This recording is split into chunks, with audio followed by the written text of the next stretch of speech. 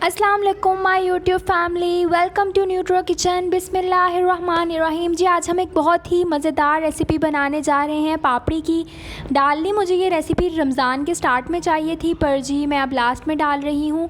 इसके लिए मैंने 1 कप लिया है मैदे का, 1 चम्मच बेकिंग पाउडर, 1 चम्मच नमक, 1 चुटकी मैंने लिया है अजवाइन का और 1 बड़ा नहीं नॉर्मल कप मैंने लिया है इसके लिए पानी का। जी सबसे पहले मैं मैदे के अंदर अजवाइन को डालूँगी। अजवाइन के बाद जी ये मैं इसके अंदर नमक को डाल रही हूँ और नमक डालने के बाद मैं अब इसके अंदर बेकिंग पाउडर डाला है। सॉरी मैं दिखाना भूल गई। अभी जी मैं जल्दी इसको कर रही हूँ, गूँध रही हूँ।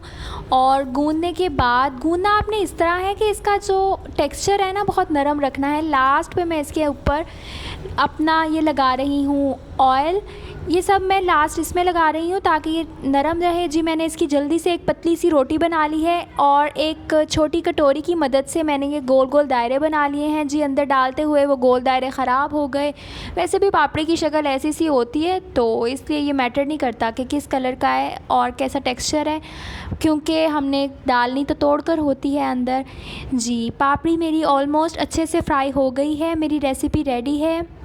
Thanks for watching the video. अल्लाह हाफ़िज़।